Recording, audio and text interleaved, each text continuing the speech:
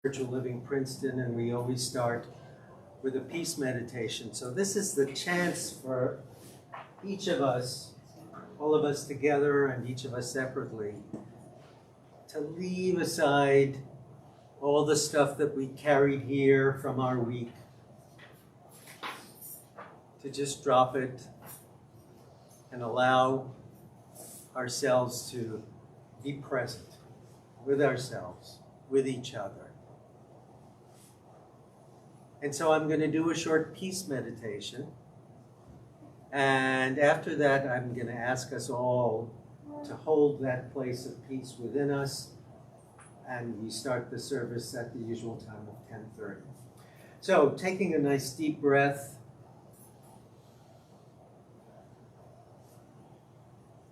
And knowing why you came here today.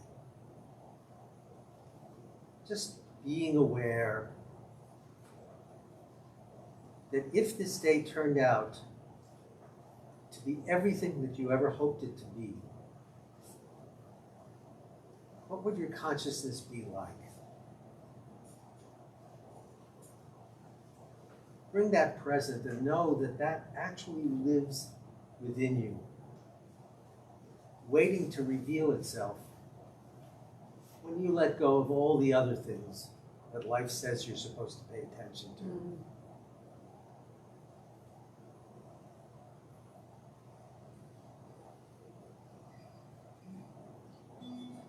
And so, being conscious of your breath, being conscious of the chair beneath you, any sounds in the room wherever you are.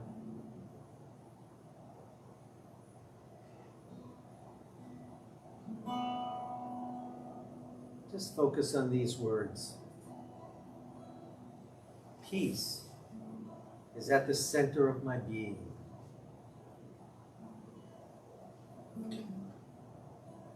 I am conscious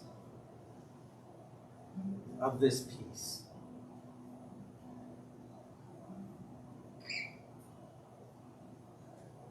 I enter into this peace.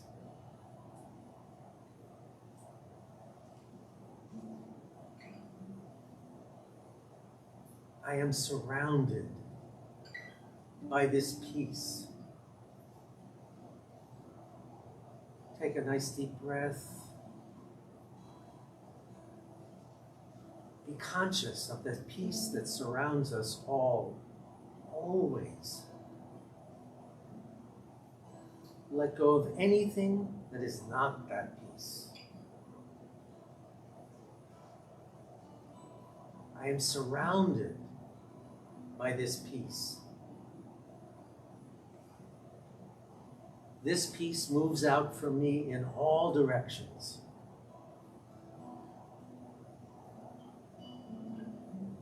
It calms the troubled waters of my experience.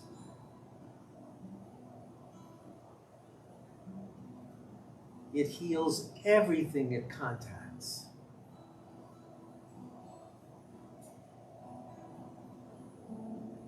I rejoice in this peace.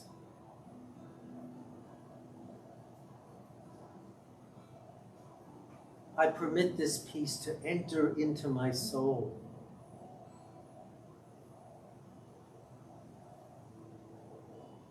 To fill me with calm.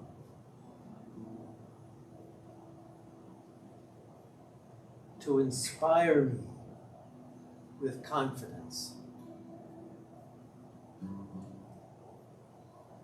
I know that this peace goes before me to make perfect, plain, and straight my way. And I know that true peace is alive in me now.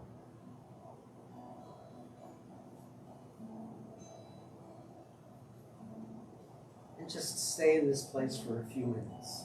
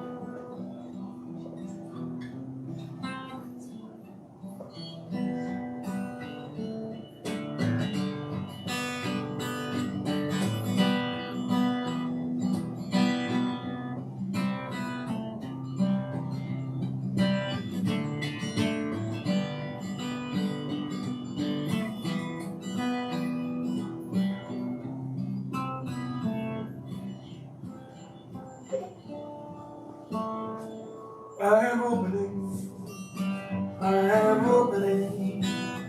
My heart is ready to receive. I am opening. I am opening. My heart is ready to receive. I am opening. I am opening. My heart is ready to receive. So we know that we have come here for a reason. And everyone may have their own reason, but we are all here together. We are all here in oneness. I believe that, that the central idea of our teaching is that of oneness. And that in our treatment this morning, John and I affirmed that consciousness is involved in forward motion. Consciousness is involved in positive motion. It trends upward. It trends towards the good. And I know for each one of us here is that we are able to recognize the oneness in our experience, and that we are able to move through this life knowing that the light is there no matter what the appearance may be. I am opening. I am opening.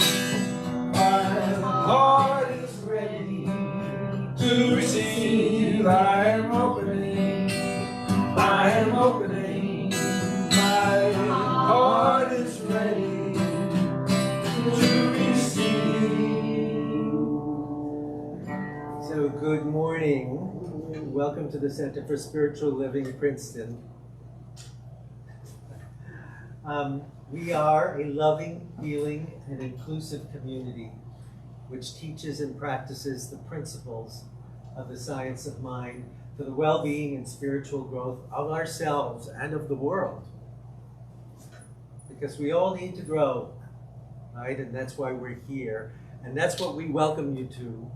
Today, we are really fortunate to have Reverend Frankie Timmers from our center in Morristown to speak with us today on love. Lead into love. Lead into love. As I've often said, you can never go wrong with focusing on love. That's one thing you can never go wrong with, right? So today we have Reverend Frankie. Next week we have a special Sunday, and that it's going to be Practitioner Sunday. And that means that the service will be shared by a bunch of our practitioners, and somebody will do a prayer, and somebody will do a song, and somebody will do this and that. So we're you know, as much as we've been around for quite a long time, and we welcome you to CSL Princeton, we're also creating something new. The configuration is different, the people are different, and we are, I just think what an incredible opportunity it is to have Reverend Frankie focus on love for us, right? Because if we create something where there is more love for each of us, and the world needs the consciousness of loving. Right now, there's a lot of other consciousness going on. We need the consciousness of loving, and that's what CSL Princeton is for. So next week we have the practitioners. The week after that is Reverend Michelle Wadley, who was giving us some wonderful talks here. So we move ahead. And we are looking forward to your participation with us. Remember, we're here every Sunday morning at this Masonic Lodge in Princeton. We come anytime after 10 o'clock, come and help us set up, come and talk with us, and we love being with other people of like mind. That's why we're here. So come and join us. And if you're doing this at home, know that you're not alone. That's also a presence, a digital presence, right? So welcome again, and let's move forward. Thank you.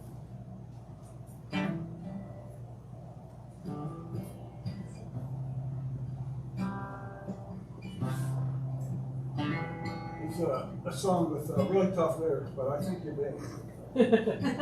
More love, The angels are calling. The angels are calling. Hosanna, Hosanna. More love, more love. The angels are calling. The angels are calling. Hosanna, joy. More joy, more joy. The angels are calling. The angels are calling. Hosanna, more joy. More joy, more joy. The angels are calling. The angels are calling. Hosanna, more joy. More peace, more peace. The angels are calling. The angels are calling. Hosanna, more peace. More peace, more peace. The angels are calling. The angels are calling. Hosanna, more peace. More life. More life, more life. The angels are calling. The angels are calling. Hosanna, more life. More life, more life. The angels are calling. The angels are calling. Hosanna, more life. More love, one more time. More love, more love. The angels are calling. The angels are calling. Hosanna, more love. More love, more love. The angels are calling. The angels are calling. Hosanna, more love. Good morning. Oh, good morning. More love, more love, more love. Yeah. Well, and oneness. We mentioned oneness. I'm Regina Quince, and I'm one of the licensed practitioners here at the Center for Spiritual Living, Princeton. And I welcome you. I know I don't always look at the camera, but I welcome you to this service. I'm going to be reading from a treasury of inner wisdom. Louise Hay has a beautiful book, and I'm going to scoot over because I forgot to bring it. Scooting over, scooting back. It's a beautiful book, Hard Thoughts, and it's full of different things, desires, and affirmations that you can allow to sink in and be it fully. And that's why we're here. And Louise was one of our religious science members, and she went forth into her own organization, and we love her. So, from Heart Thoughts, abundance, and that's her very first reading. The more we dwell on what we don't want, the more we get exactly that. By focusing on what we do want, we attract abundance and other good things. I am a yes person. I know I am one with all of life. I am surrounded and permeated with infinite wisdom. Therefore, I rely totally on the universe to support me in every positive way. Everything I could possibly need is already here, waiting for me. This planet has more food on it than I could possibly eat. There is more money than I could ever spend. There are more people than I could ever meet. There is more love than I could possibly experience. There is more joy than I can even imagine. This world has everything I need and desire. It is all mine to use and to have. The one infinite mind, the one infinite intelligence always says yes to me. No matter what I choose to believe or think or say, the universe always says yes. I do not waste my time on negative thinking or negative subjects. I choose to see myself and life in the most positive ways. As such, I say yes to opportunity and prosperity. I say yes to all good things. I am a yes person living in a yes world, being responded to by a yes universe, and I rejoice that this is so. I am grateful to be one with universal wisdom and backed by universal power.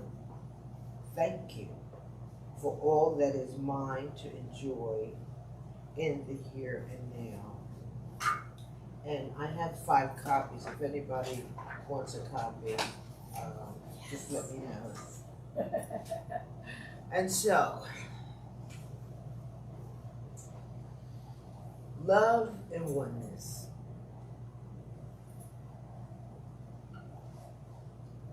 There's only one, this creative being, whatever it is, its power, its beauty, its order, its harmony, its abundance. It chose each one to be here, to be filled with it, to choose.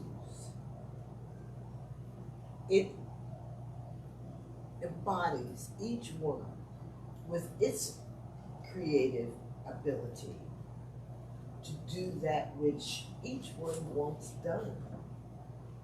And it is good. Therefore, unfolding in each one's experience is the goodness of oneness. This universe favors each one and allows each one to desire, be guided, be motivated, to allow those things to unfold easily and effortlessly into their experience. It is choice, and each one chooses that which each one wants to be. And each one chooses to eliminate, disintegrate any negativity. For each one knows negativity unfolds too. And each one chooses the good. For each one knows that the I am that each one is their gift from this creative being. And so with the deepest gratitude each one has, each one chooses to express the expression of the divine in them. I send this word to Lord, knowing it's a yes. It is a yes. And so it is. So it is.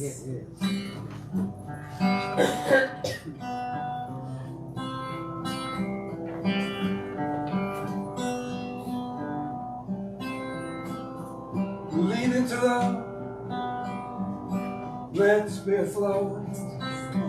Infinite presence is all we know. Mind creates soul, think it true. Love is here in all that we do. Love is here in all that we do.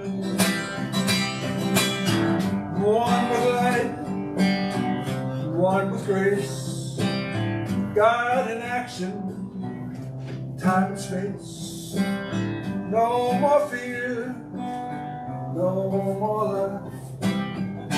Love moves forward, it never goes back. Love moves forward, never back.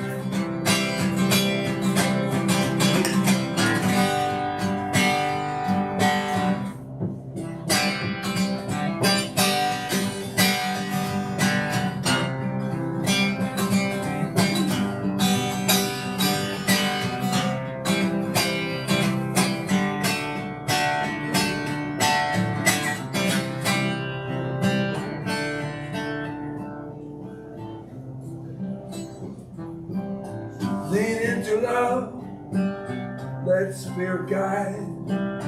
Truth within, there's no need to hide. Power, peace, and joy divine. Infinite love is forever mine. Infinite love is forever mine. Lean into love, let spirit flow. Infinite presence, all that we know. Mind creates soul, but think it true. Love is here in all that we do. Love is here in all that we do. Love is here in all that we do.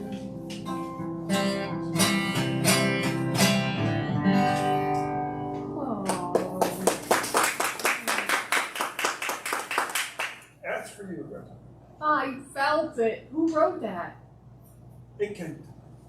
Rich. Thank you. So it gives me great pleasure to introduce once again the wonderful Reverend Frankie Timmers. And I said it before, she is the first New Thought speaker I heard in person. And I still remember the gist of your talk. Reverend Frankie always brings presence. She always brings her presence. She brings her essence and some great words and some great wisdom. So here she is. Oh my gosh, Rich. That song, that was so sweet. As soon as you started singing it, I'm like, oh, it's special for me. Hi, CSL Princeton. Hi. So happy to be here. You know, I think this is that. Was thinking how I really don't need to do a talk because it's already been said. I still need, yeah, it's all already been said, right? I mean, the reading and the treatment, John's introduction and peace meditation, your songs, all of them, it's all already been said. I don't have to say another word because you're like good to go now. The good news is that, you know, the same thing is always said in a different way because we're different people, right? I have 2 more weeks at Center for Spiritual Living, Morristown Spiritual Director.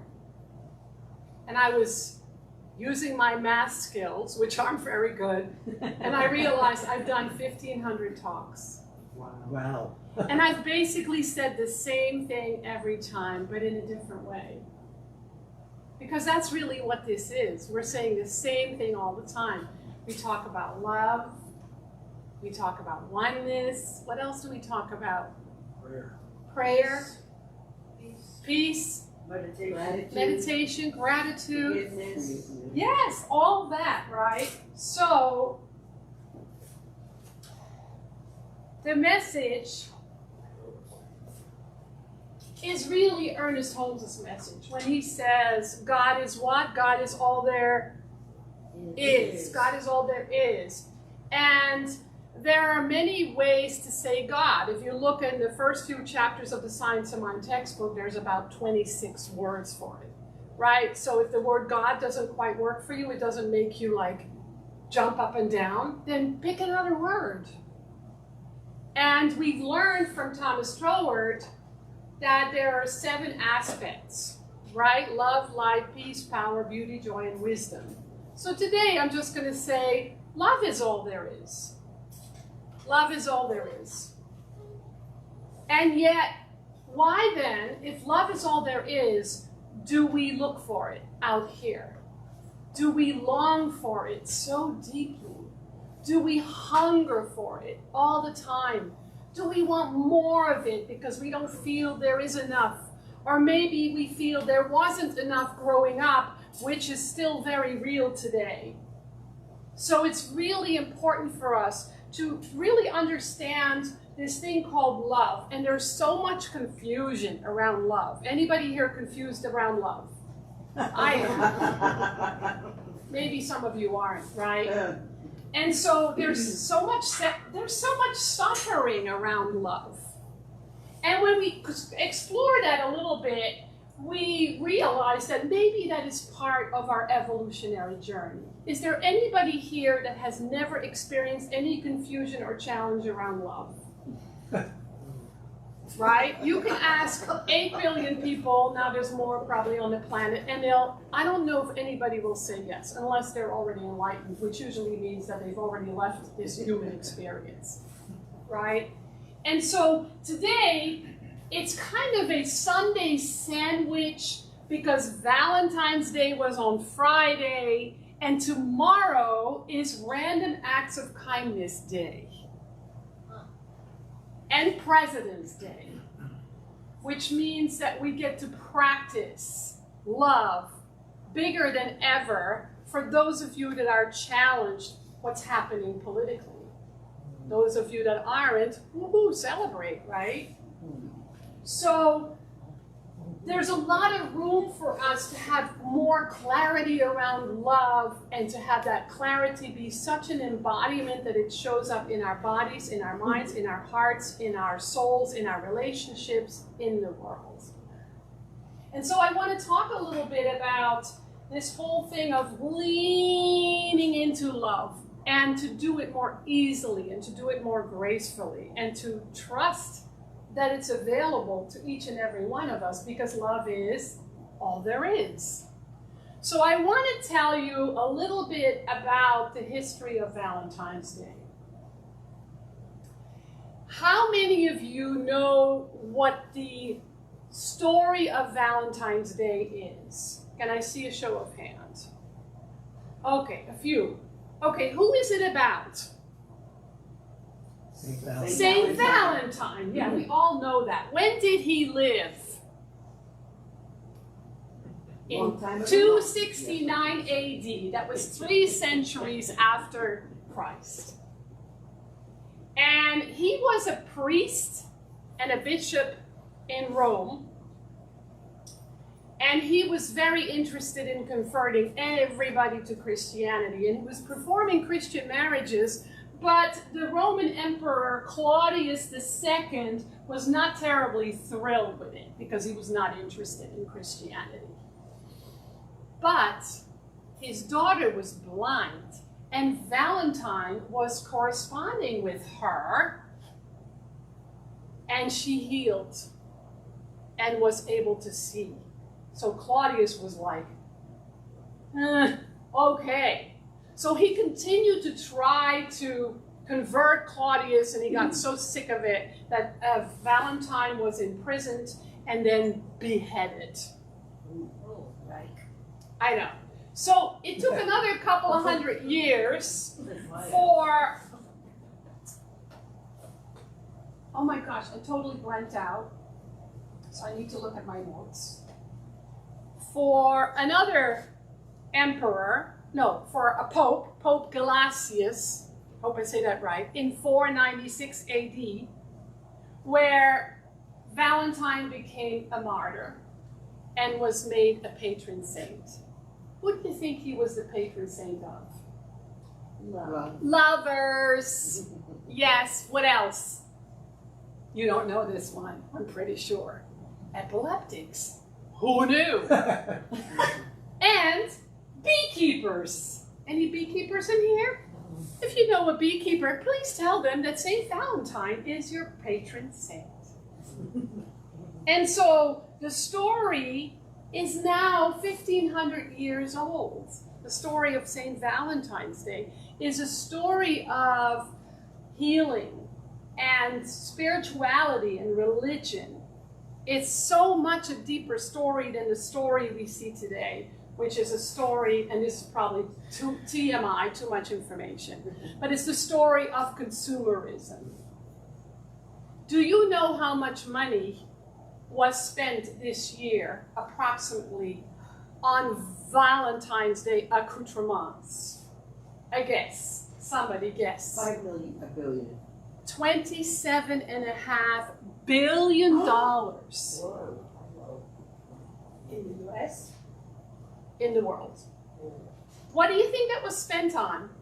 Candy. Candy, chocolate, Cards. Greeting cards. jewelry, greeting cards, flowers, food, an evening out, clothing, jewelry, gift cards, an average of $186 a person. I spend nothing. We don't celebrate Valentine's Day. We don't participate. Basically because we have a lot of celebrations through December and January, and Norman and I feel like it's Valentine's Day. Not every day, but most days. And so that's confusing. The story of St. Valentine's, that it's a rich and beautiful spiritual story, and then the story of what it has become today, a story of consumerism and buying things we don't really need. Right? That's confusing. And then there's this whole thing, and I did not research this, but then there's the thing of how many people are terribly depressed on Valentine's Day.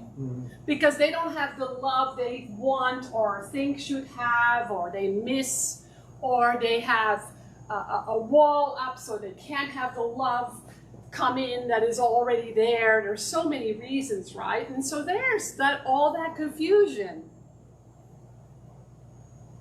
But as Science of Mind students and practitioners, where do we go with all this? We go to principle. We turn everything into an opportunity to look through metaphysical eyes, to look at these things from a metaphysical perspective and bring it back to principle, right? And so what if we decided, our little group here, little powerful group here, decided that it's actually a spiritual holiday. That Valentine's Day is actually a spiritual holiday where we celebrate that love is all there is. Imagine that. Imagine the difference, right? And so what would that be about? What would that look like? What do you think that would look like if Valentine's Day was a spiritual holiday and it's not really a romantic holiday, because it's also about friends and it's about kids. I mean, remember being a little kid in school and making Valentine's Day cards? And so it's not just romantic, right? But what if it were a more spiritual holiday? What would be different? What would that look like? It would be meditation. Get together with friends, Have maybe a simple meal. have a simple meal, Some tea. some teas, some talk. sweets. Maybe talk also, especially about spiritual things. Talk about love. Talk about love, talk about spirituality, yes. Family. Praying Some together. meditation. Do a love meditation, have a love fest, And meditation. Family, yes, there's so many different ways we could go about that, right? And so what we do as metaphysical students is we start with the premise, not of Valentine's Day, but love is all there is, and that's the truth of my very being. So how could I understand that more deeply, explore that more deeply, share it more powerfully, understand it differently, so that it's all about healing. It becomes all about healing. So it's about setting the intention to see and to feel love no matter what. To find love no matter what. Instead of, as Regina was reading, focusing on what's wrong and what's missing, we focus on what's there, what's available, and what's the truth of our very being. So then what happens is we discover and we notice the knots, not K-N-O-T, but the N-O-Ts, where we do not feel love, where we do not experience love, where we don't understand love, where we don't feel loved, loving, or lovable. So what are some of those areas that either you or you can understand from other people have noticed? Where do people or do you experience not love? Where is it lacking? Where is it missing for you? Love of your body. Loving of your body. Well, that's a big one, right? I mean, I don't know a lot of people who unconditionally love their entire body in all aspects of it. I haven't mastered that one yet. Gone far, but not there yet. Especially with aging, that's an interesting thing. What else? Money. Money. Yes, we think we love money, but if we don't have enough, it means that we believe more in the lack of than the abundance of. Good one, right? What else? Responding to people by their bad habits rather than their good habits. Yes, responding to people or focusing on people's bad habits instead of whatever else is available. That's a good one, right? What else? Putting somebody down because they're different. Yes, putting somebody down or having people put us down because they're different. Yes, there's a new verb for that. It's called othering. And it's on steroids right now in the world that we live in. Oh, yes, We it is. love to point fingers and we're all guilty of it. And you know this saying, when you point a finger at somebody, how many are pointing back at you? 3. Right? So what I want you to know is that the knots, N-O-Ts, aren't always conscious. We aren't always aware of them. I don't know a lot of people that walk around and say, I think I'm just going to be poor. Unless people are incredibly evolved, right? Or I think I'm going to be sick. I'm going to have a disease. Or I'm not going to love my body. Nobody walks around consciously saying, I'm not going to love something, someone. Well, mostly, right? So the idea then is we want to become aware of it. How do we become aware of how and when and where we do not love? How do we become aware of it? Yeah. I think it's feelings. Yes. When you can feel irritation, Yes. agitation. Yes, feelings. Notice how you feel. Notice what you think. Notice what you're witnessing and how you're witnessing it. Sometimes we're so afraid of that, especially as metaphysical students, because we're really good at shaming ourselves metaphysically, which isn't so different from shaming physically, mentally, emotionally, right? Emotional. And so we want to pay attention to where we do not experience love. Some of that is because of our conditioning. Some of that is the world we live in. Some of that is because of the conditions we might be experiencing in the moment. But all of that is grist for the mill. When we begin to pay attention and we realize the reason that we're not experiencing love in all its many forms is because it's our belief system. It's our own consciousness. It's not because there's a lack of love in the world. It's not because there is a lack of peace or harmony, as the beautiful reading just said. And so what usually happens is we notice where we feel separate, because love is all there is. So then we notice where we don't believe that, where we don't feel that. And we want to pay attention to that, because if we do not pay attention to that and we don't take care of that and we don't work with that, and it doesn't all have to be overnight, we may never master it, then it continues to fester. You already know this. Because then it becomes a pattern. And you notice that this pattern repeats itself. It might be you're always having challenges in relationship, or challenges with money, or challenges with people, or challenges with money. Oh, I said that already. Money, money, money. Or challenges with career, or challenges at work, right? It becomes a pattern. It repeats itself. So it's a disconnect from our essential beingness. And we want to pay attention to that because that disconnect, that sense of separation, it spills over into other areas of our lives. It's the places where we're struggling or where we're suffering. You don't have to answer this, but it's a question. Are you aware when you're suffering? No. Yes, yes. Yes, me too. I'm very aware when I'm suffering. My tendency when I'm suffering is to focus on the outside, not to lean into love, but to lean out of it and to try to fix it on the outside. Like I might blame it on a person, usually Norman, my love, right? Or a president.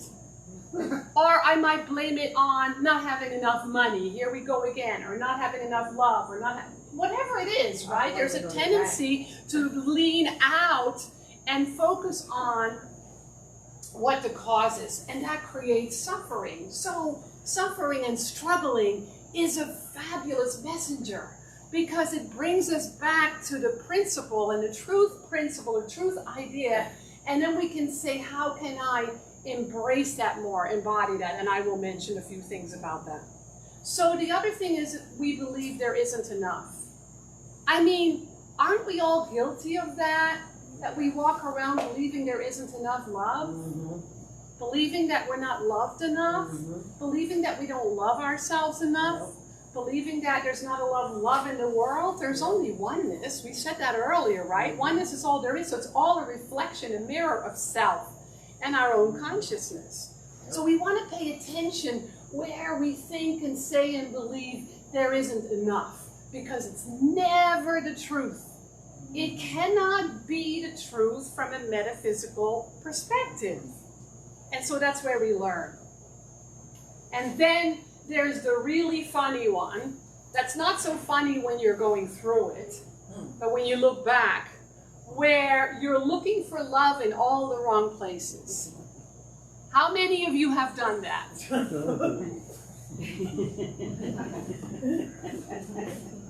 Right? Looking for love and all. We walk around with our bowl and we're looking for crumbs, for somebody to put just a little bit of love in there, because once they put a little bit more love in there, I'm going to be okay. You're never going to be okay.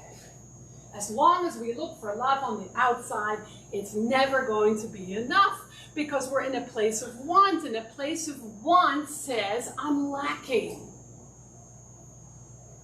And so we want to pay attention to that. So the most important question we can ask ourselves is, what does that part of me that is suffering, that is so hungry, that is so despairing, that is so lacking of love, what does that part of me need from me? What does that part of me need from me? The good news is you already know, because that infinite wisdom lies within you. You're just not listening because you're so busy out here leaning out instead of leaning into it. As am I, when I'm so focused on what's wrong with the world and I want somebody else to fix it usually. And then there's a moment of, oh, wait. And so there's a couple of things that we can do, because the most beautiful gift that we can give ourselves, not just on Valentine's Day, but any day, the most beautiful gift that we can give ourselves is to turn all this that I'm talking about into a dance. Because if we're struggling, it's because we've turned it into a fight. And I don't know if you all know what it's like to feel a fight inside, but I experience it every day in some way, shape, or form or degree. I'm grateful that it is nothing like the way it used to be. but I'm aware of it, whether it's a fight in my mind about what's happening in the world, or politically, or in my personal life, or in my body as it's aging, or whatever it may be, right? And so the most beautiful gift that we can give ourselves is to turn it into a dance. Because really, that's what it is already. It's a dance. There's a different experience between la la la la and right? It's a very different feeling. You know this. I don't know. This was not in my notes. This movement. So the whole idea is that it's all a natural dance that's part of our human becoming. Because we're not really human beings or just human beings. We're human becomings. We're all in this beautiful process. And if we can embrace that for ourselves and each other, it becomes something so much more powerful. So this is a dance because the dance is already happening within our dual nature, which if you are an absolutist in this teaching, you might not like or relate to. But I do, because I believe it's absolute and relative, and that that's a dance, and I get to work with that, and I get to understand that, and I get to see that. But the beauty of it is that the dance that's happening is between your personality and your spirit. So what are some other words that we use for personality? Anybody know? Temperament. Temperament. Character. Character. Individuality. Individuality. Identity. Identity. Ego. Oh, I know that word. Right, yeah, me too. So it's also the surface. It's the realm of condition or conditional love. But it's also where we experience our beliefs, our limited beliefs. What about our spirit or our soul? What are some other words for that? Our self, our center. Self with a capital S, center, capital C, unconditional love, Higher self. higher self, infinite love, absolute truth. Who said that? I did. What did you say? Inner self. Inner self, yes. And it's truth. And it's where God is your lover.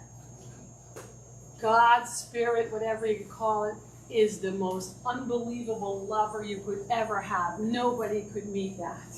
Unconditional love. Yes, we're talking not about the physical realm yet, but Unconditional love. so unconditional love. So there's a difference, right? And so it's all for us. All of it, that whole dance is happening for us. It's happening for our evolution. It's for our awakening, for our growth. The truth is, love is all there is. So I want to tell you a little story. Some of you heard of this. There was a very long time in my ministry where I would say human love can never be unconditional. It doesn't exist. I really believe that. Not anymore. I also didn't believe in human love. I was one of these pessimists. I was very negative about marriage and relationships and men and people. And I had all the wrong relationships because I was looking in all the wrong places. So I always picked men that weren't available. And so I realized there came a moment about 20 years ago where I realized what was happening in my consciousness. And I did a lot of inner work. And then I was single very happily. But then I realized there are certain things that you can only learn in relationship. Anybody else notice that? Intimate relationships, right? And so I treated, and when I treated for that, I realized there were two things that were in the way. One of them was I had a belief that nobody that I would want to be with would want to date a minister. I mean, I wouldn't go out Saturday nights. And then the second belief I had is the kind of person that I would want to be in a relationship with would surely not want me. because I was definitely not a good catch. Oh. So I had to heal that belief. I know, right? So I had to heal that belief, and the moment I healed that belief, I changed my profile on yahoo.com, and I put, instead of I'm looking for, I put I'm findable. And within minutes, my Norman showed up, who had just changed his distance for dating. He had like 20 miles, and he changed it to 35 or whatever, and he showed up. There was several years where I was so focused on everything that was wrong with him that it took a while to see what was right. And what I saw, what I knew from that very moment was that he had a heart of gold. And God said to me, always look to his heart of gold and not to his flaws, because they're just reflections of your own flaws that you get to heal.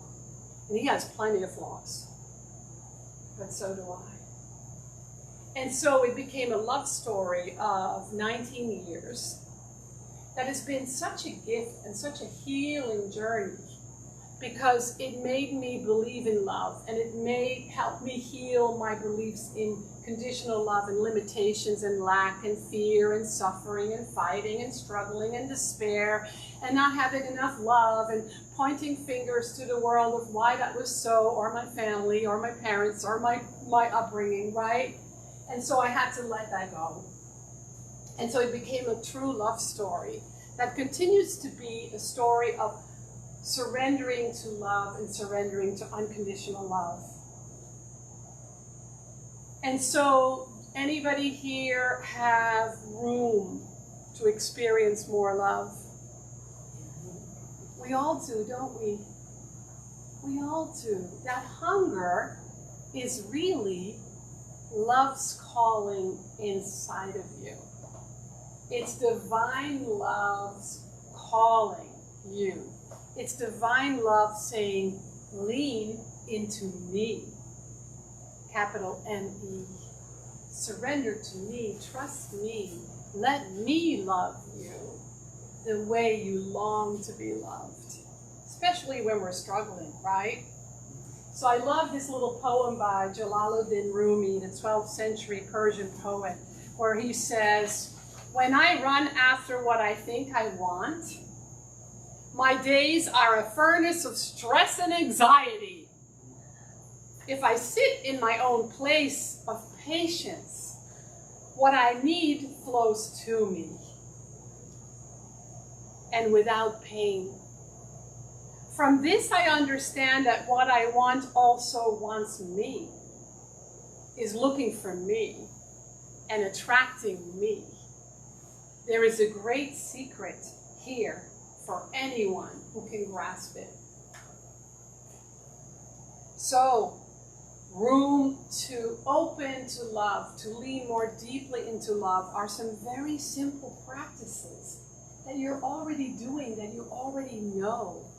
What are some of the practices that you do now when it comes to leaning into love? Spiritual mind treatment. Spiritual mind treatment. Forgiveness. Forgiveness.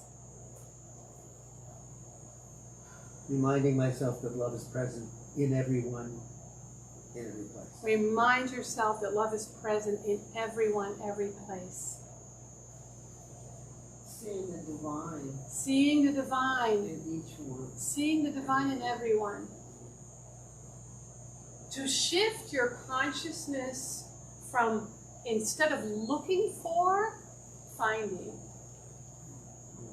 To set the intention of, I'm finding love everywhere I go today. Is your new affirmation. I'm finding love, and you're going to find it in the trees, in the sky, in the earth, in people, places, things, animals, and it's going to feed you. It's going to just feed you. It's going to fill your heart, because if you're looking for what you're really saying, it is not there, and I need to look for it. Right? It's a different affirmation and a different statement. Deeper listening. If you are not meditating, you are missing out. Let me say that again. If you are not meditating, you are missing out. Because we live in a world where there is so much stimulation that it's really hard for us to be more quiet and to listen to the divine and to just experience the stillness, which allows us to experience that deeper connection. And in that deeper connection, we fall and lean into the infinite well of love. It's ever available. And in the listening, we can listen for, how can I be more tender with myself? How can I be more tender with myself? And maybe with others. Fall in love with yourself. I mean, I remember a time where I just wanted somebody to fall in love with me. But how can they fall in love with me if I'm not even in love with myself? I hated myself for decades. That's not conducive to finding love. So fall in love with you, and then you're just going to be honey for the bees. And they're going to be everywhere. Not just falling in love with the self with a small s, but also the self with a capital S, because it's that dance of oneness, right? Receive more of what's already given. You are already infinite % loved. You are already loved by the universe. Unconditionally, infinitely, completely, totally, every second of every day. Receive that. Receive that. And then go, thank you, Spirit, for loving me so much. It feeds me, it heals me, it fills me. Listen to the voice of love, capital L, that is already within you. What would love say? What would love do in this moment, especially when we're suffering? So Ernest Holmes says this, from the spiritual universe and you, love alone shall discover the heart of God at our own heart.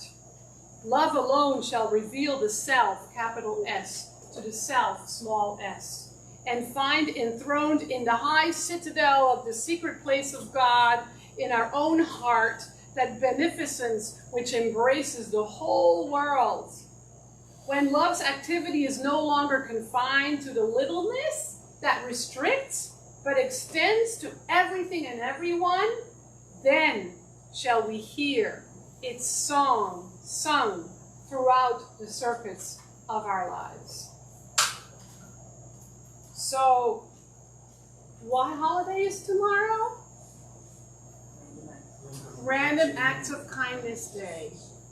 Start today. Spread your love with random acts of kindness. Remember how that started, when that first started? People were paying for somebody behind you in the Easy Pass, the car lanes, Easy Pass now, right? These little random acts of kindness are so precious, and they're so much fun. They don't have to involve another human being. It can be picking up a piece of trash beside the road. There's so many little things that feel so good that way. So we can overtly and covertly, because for some of us we're shy, so we do a little prayer. We had a person at our center shoveling the other day. It was one little guy with a little shovel, had to do the whole parking lot and everything. I felt so bad for him. And I left, and as I was driving home, I started to cry, and I thought, why didn't I go get him a cup of coffee? Why didn't I give him some food? I thought that could have been a random act of kindness, and in that moment, I made a promise to never ignore that moment, that kind of opportunity for a random act of kindness again. Will I fail? Probably, but it's my commitment. So remember, you and I are magnets for love. We're magnets for love, and if we're not experiencing the magnetic power of love, it's because we're dispelling it. We're pushing it away, and that's the dance. That's where we get to heal and grow. I feel like I've been talking for an hour. Oh, no? Okay. That's it. You're right there. Play for us, Rich. We're going to do a little thing first. You know, thank you, Reverend Frank.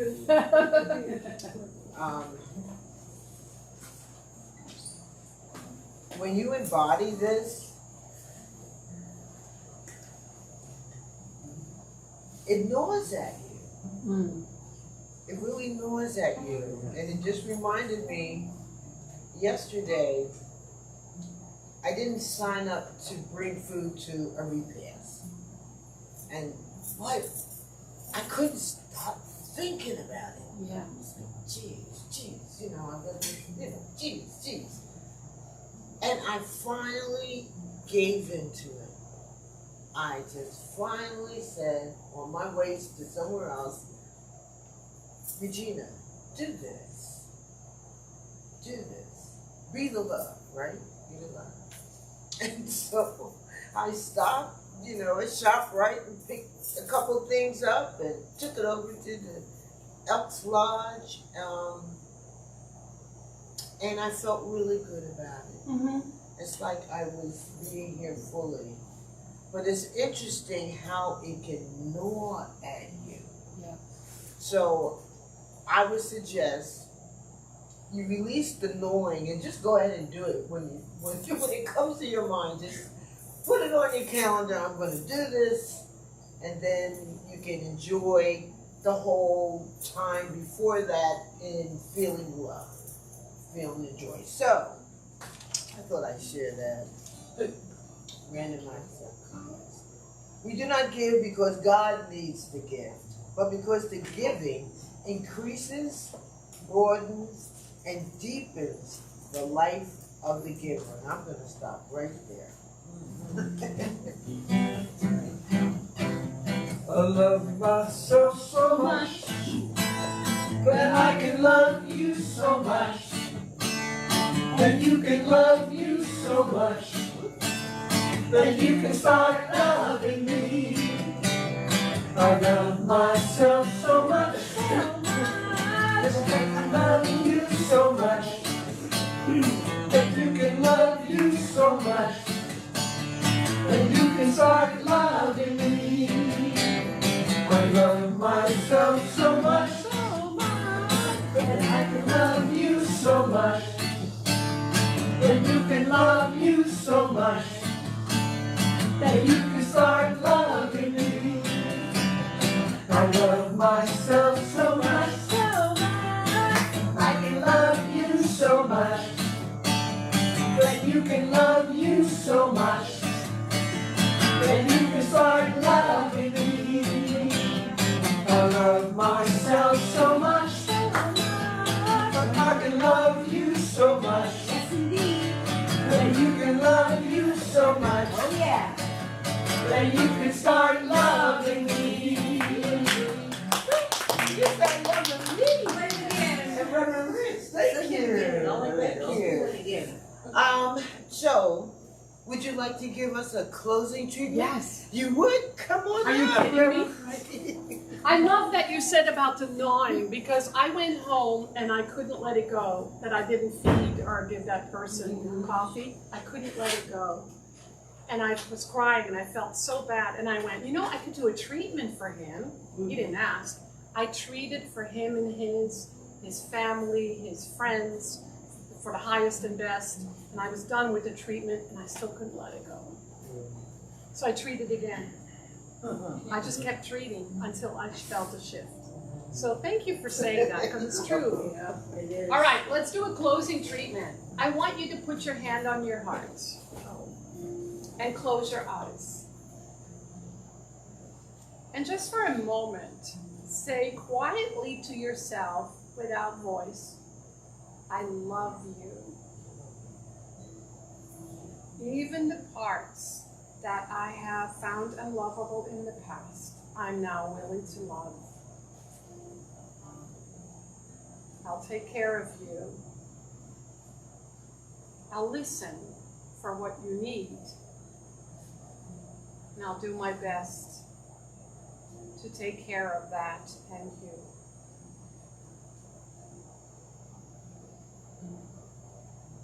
Because I love you. And I am sorry for not loving you the way you feel worthy of being loved. I promise to do my best, which may not be perfect. I'll do my best. I'll do better.